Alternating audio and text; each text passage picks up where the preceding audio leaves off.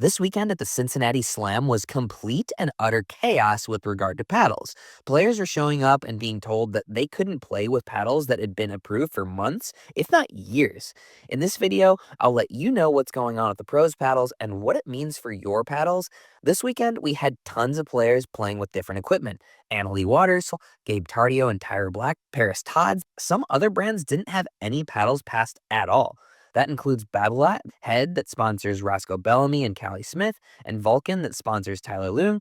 The most notable issues of the weekend were with Proton, who only managed to pass one model, the Project Roadrunner. To my knowledge, pretty much all of their sizable roster were all using the Project Flamingo paddles. What exactly happened leading up to this? This is part of a long process from UPAA to change from input-based paddle testing to output-based paddle testing.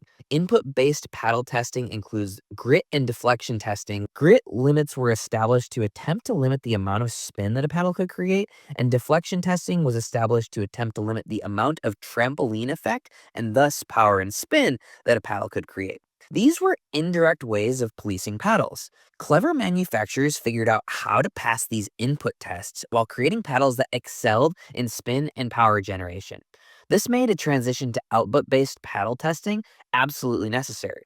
Output-based paddle testing shoots a ball at a paddle out of a cannon and then measures how quickly the ball comes off of the paddle and how many RPMs the ball generates. I think that it's a big step forward in policing power and spin in the game.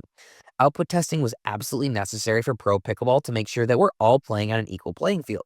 Last but not least, UPAA has been doing destructive testing, which evaluates how a paddle performs over time. One of the biggest issues with regard to paddles over the last 18 months has been delamination and core crushing, both of which occur when a paddle degrades over time. Destructive testing should ensure that a paddle stays legal as it's played with over time. So, there were several issues that needed to be addressed, and in order to make an omelet, you need to crack some eggs. 9 months ago, UPAA notified us that they were going to make an omelet on September 1st. However, it does seem like there was a good amount of confusion and some amount of moving goalposts during that time. To me, it overall feels like a good thing that paddles are on a relatively even playing field so we can get rid of the excuse that so and so only beat me because they had a better paddle. So, what does that mean for your paddle? Well, nothing.